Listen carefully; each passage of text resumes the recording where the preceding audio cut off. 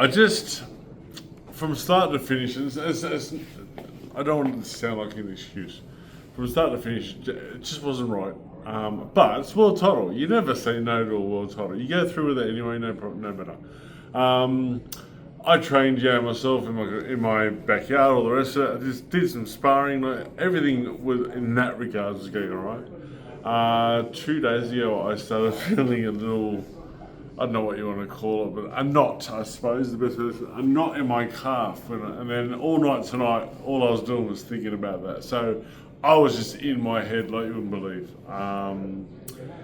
He was obviously on fire when he came out. He was very pumped, which is good. And I was sitting there talking to myself, and it didn't happen. Unfortunately, it didn't happen. So that little bit extra, like, raw I wanted, just didn't happen. And he hits hard. I'd say that much. He hits hard. It was a great shot. Credit to him. Okay, first thing I'm going to tell you, I've been doing this many years. Many times fighters, when they don't win, they don't want to talk. Yeah. So we appreciate you talking to us. Anyways, that's massive. No, I appreciate that. Because a lot of times, no one knows how to handle a loss. They've said, "Oh, do you want to talk to me?" I said, "They're not going to give a shit. What am I going to say?" No. But yeah, no, I appreciate this. Thank you very much. Okay, how does your opponent do if he goes in there and he fights Tyson Fury? Does very well. Why? Does very well. He's got a good come forward. Okay, I see it as you've got boxers and fighters. He's a fighter who can box. I don't know if that makes any sense to you at all. Where Tyson Fury is just a boxer, a pure boxer. I think he comes forward, he aggresses, and because you can grab, that makes all the difference. So I think because of the grappling aspect of it, and the rest are going to pull it apart, he beats Tyson Fury.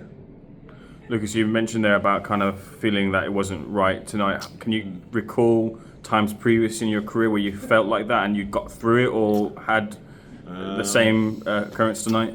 I've had one recently where I lost, but I have had one in the past. It was against a boxer named Rudenko. He was Ukrainian. 12-round fight in Hull, I believe. It was freezing cold outside, so inside, hot as hell.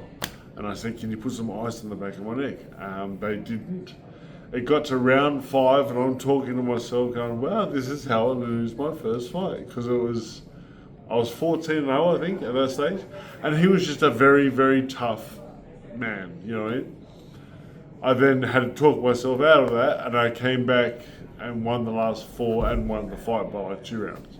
I took the gloves off and the wraps off, and I had skin off my knuckles. Like, that's how much we just hit each other. Headbutts, clashes, little cuts here and there. But it was like literally the hardest fight I've ever had, and I had to get myself through that, you know. Good lesson learned, obviously, but it is what it is, man. Tonight was just nowhere near my night. Nothing here felt like let's go. Can you talk me through the injuries and how long would it take to incur the scars that you do have in the boxing ring, do you think? 2 weeks. I'm like Wolverine, I guarantee you 2 weeks they're all gone. I'll probably get 1 or 2 in there, and that'll just be butterfly. But so, it's not as... I actually came out worse from my last boxing fight, to be honest.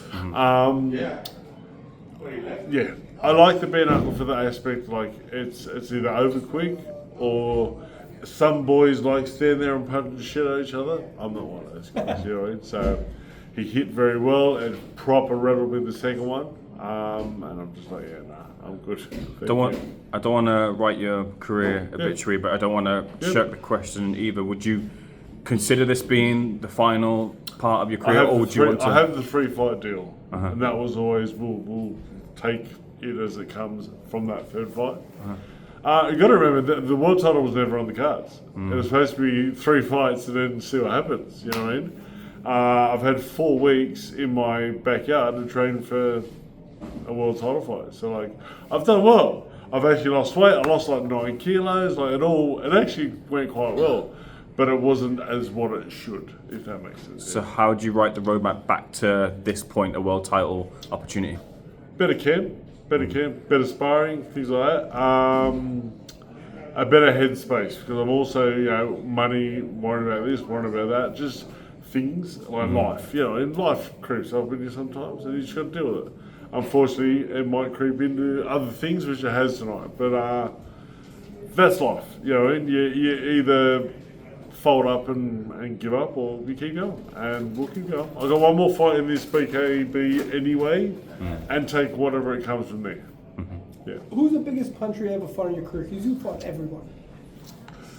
Biggest puncher wasn't someone I fought, I sparred, and it was Mark Hunt. I was very, very early in the game, Penrith in Sydney, and my trainer says, "I've got someone for you." So I jumped into it. Oh shit! It was in the cage, but it was boxing. Yeah, it was a UFC. And I went bang, bang, bang. No, but I was smacking away, and he just smiled over and bam, and it was straight in the forehead. Probably shouldn't have known that. Straight in the forehead, and I was went, damn, like yeah. So we had a great spar, but like that was wow. Who had the fastest hands?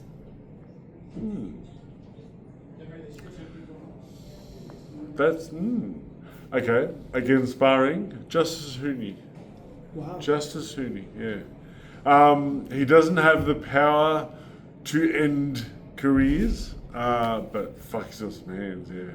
Who talked the most trash to you? You're the nicest guy. You don't talk trash. You don't bother nobody. Yeah. Anyone come in the ring and just talk nonstop? Dillian White and Dillian White had something against me hard, man. Like he was trying to build everything up and like attacked. I'm like, I was racist. I'm like, dude, my kids are half Filipino. My missus is half Jamaican. Like, how the fuck am I racist? But James Toney, when you can understand what he was saying, he was great. So yeah, he shut his mouth in the ring. But I don't know what happened, but tongue or jaw, but he wasn't.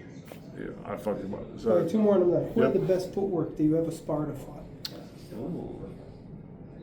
Ooh. Okay.